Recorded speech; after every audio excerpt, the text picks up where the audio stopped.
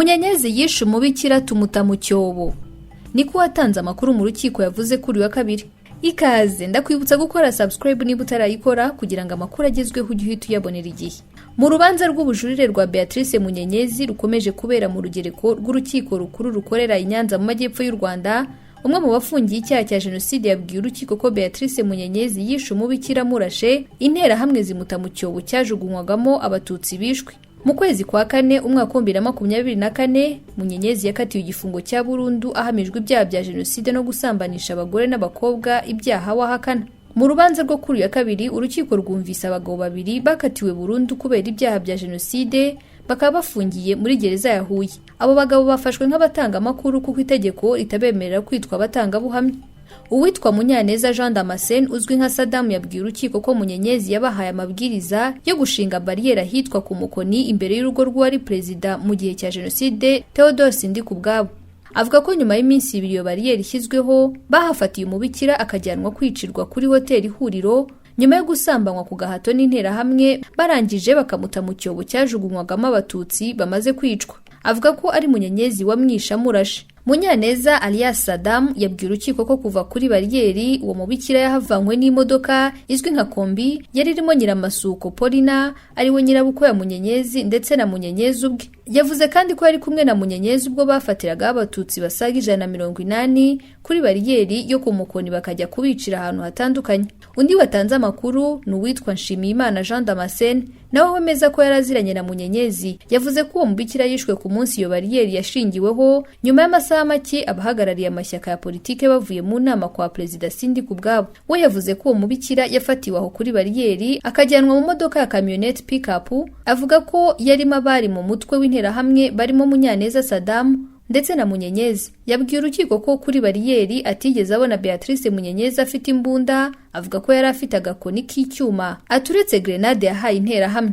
Bombi bahaswe ibibazo n'impande ziburana muri uru rubanza ndetse n'urukiko mu kugerageza kumva neza ibyabaye n'ibyo biboneye Munyenyezi yaba yarakoze cyangwa yaragizemo uruhare. Jean Damascene Munyenyezi alias Saddam wari wambaye imyambaro isanzwe iranga abagororwa mu Rwanda yafashwe nk'umutangamakuru kubera ko yahanishijwe igihano cyo gufungwa burundu hakurikijwe uko umushinga amategeko yabigennye, bityo yadakatirwa kiriya gihano yari gufatwa nk'umutangabuhamya. Saddam yatanze ubuhamya mu ruhame.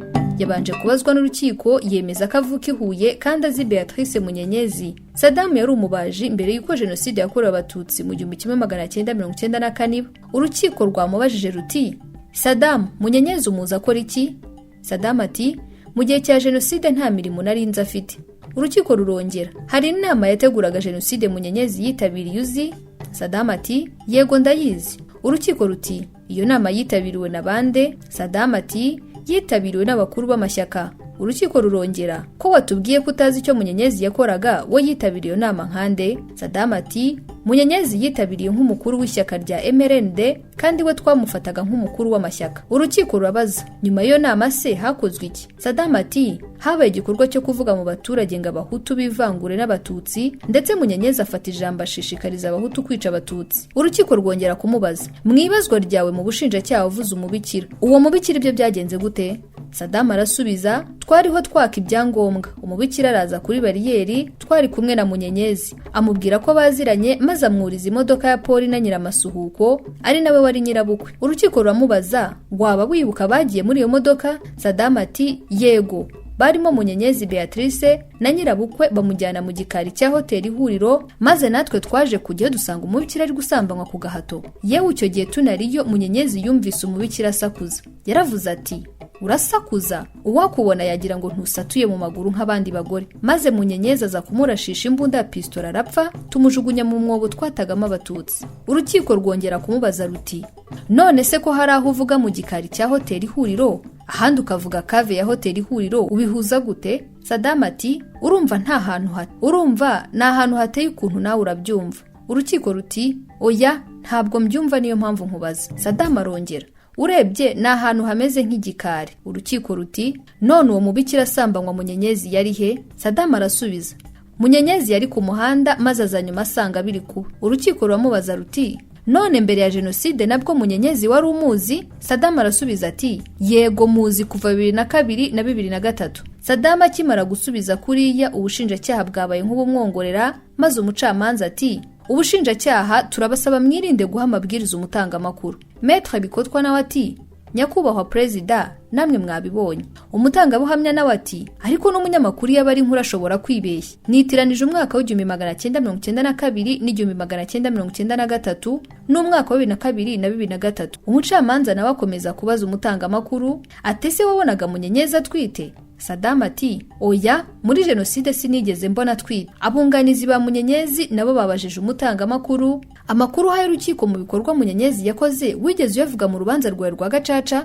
Saddam arasubiza oya, ntayo navuze kuko muri Gacaca wasubizaga ibyo wabajijwe. Ubushinjacyaha nabwo bwabajije umutangabuhamya ikibazo kigira kiti ubazwa mu bushinjacyaha wavuze umuntu witwa Yahaya ko yishwe, watubwira uko yishwe? Saddam mu gusubiza ati murakoze, hoteli Ihuriro yari yegeranye na sitasiyo ya lisanse, maze haza Yahaya tumusaba ibyangombwa bye dusanga ni umuhutu, maze Munyenyezi aratubwira ngo nta kuntu waba mubyara w'umuyobozi wa sitasiyo ngo we kutaba umututsi, maze aradutegeka turamwica. Urukiko rurabaza hari icyo wongera kubyo umaze kubwira urukiko? Saddam arasubiza ati icyo nongeraho nuko ku cyahoze ari perefegitura ya Butare hari impunzi zari zihari, maze Munyenyezi avuga ko izo mpunzi ziri kwanduza umujyi, abwira nyirabukwe Nyiramasuhuko ko bazipakira muri bisi, maze Munyenyezi aziha interahamwe ngo zizikoresha icyo zishaka. Hicwamo abantu 6, abandi basigaye babona bose ntibakwicirwaho kuko nanjye ntari mu nterahamwe turazirinda. Inkotanyi ziza gufata Butare zirokoka gutyo. Umutangamakuru Saddam ni izina ryumvikanye kenshi mu rubanza Beatrice Munyenyezi uri kuburana ku bujurire igihano cy'igifungo cya burundu yakatiwe n'urukiko rwisumbuye rwa Huye. Uretse ibyo bamushinja, Munyenyezi kuri wa kabiri yongeye gutakambira urukiko avuga ko akorerwa ihohoterwa muri gereza afungiyemo ya Mageragere, ashinja umuyobozi wayo kuba ku isonga y'ibyo yise ibihano yashyiriweho ngo ku mpamvu yabwiwe ko ari imyitwarire mibi. Mu bihano yavuze yashyiriweho harimo kudasurwa no kutavugana n'umuryango we mu gihe cy'amezi 2. Ibyo ngo bimugiraho ingaruka zo kubura icyo kurya no kutishyura abamwunganira. Urukiko rwavuze ko ibyo rugiye kubikurikira. Munyenyezi yoherejwe mu Rwanda na Leta Zunze Ubumwe za Amerika. Niba nta gihindutse urubanza ruzakomezwa tariki ya 29 z'ukwa karindwi 2025. Hagati mu kwezi kwa 4 k'umwaka wa 2025 mu rugereko rw'urukiko rukuru rukurikirana imanza z'ibyaha byambukiranya imipaka rukorera i Nyanza mu majyepfo y'u Rwanda, umushinjacyaha yari yemeje ko Beatrice Munyenyezi atigeze yiga muri kaminuza nkuru y'u Rwanda. Munyenyezi yahamwe n'ibyaha bya jenoside no gufata abagore ku ngufu, akatirwa igihano cy'igifungo cya burundu aricyo yaje kujuririra. Muri urwo rubanza Munyenyezi yakunze kuvuga ko abatangabuhamya bamwibeshyeho kuko atigeze anarangiza amashuri yisumbuye. Mu iburanisha ryabaye icyo gihe umushinjacyaha avuze ko Munyenyezi atigaga muri kaminuza gusa yitwaraga nk'uwiga muri kaminuza. Umushinjacyaha avuze ko Beatrice Munyenyezi iwe habaga umukobwa biganye mu mashuri yisumbuye, icyo gihe akaba yarigaga muri kaminuza, bakaba baragendanaga mu bihe bitandukanye.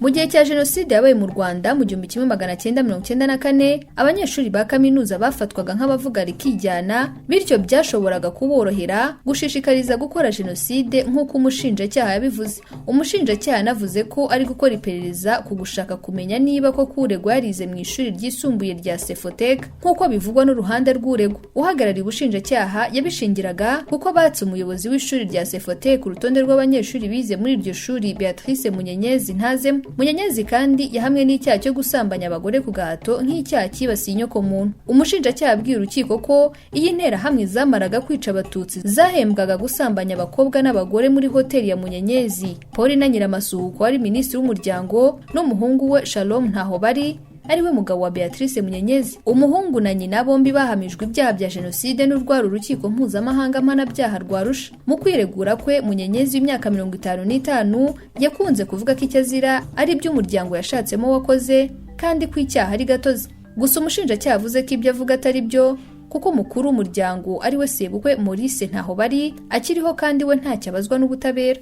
Icyo gihe Munyenyezi yanabwiye urukiko ko ahohoterwa na bamwe mu bafungwa muri gereza ya Mageragere mu mujyi wa Kigali mu cyo yise gutotezwa no kumwima bumwe mu burenganzira bwe bw'ibanze ahafungiye. Icyo gihe urukiko rwavuze ko ruzigira muri gereza ya Mageragere gusuzuma icyo kibazo. Munyenyezi yoherejwe mu Rwanda na Leta Zunze Ubumwe za Amerika. Niba nta gihindutse urubanza ruzakomeza tariki ya 29 z'ukwa karindwi 2025. Ndagushimiye wowe twabanye, kora subscribe, like ndetse usangiza abandi iyi nkuru. Usiga igitekerezo cyawe muri comment. Nitwa Denise Mbabazi Mpambara, naho ubutaha.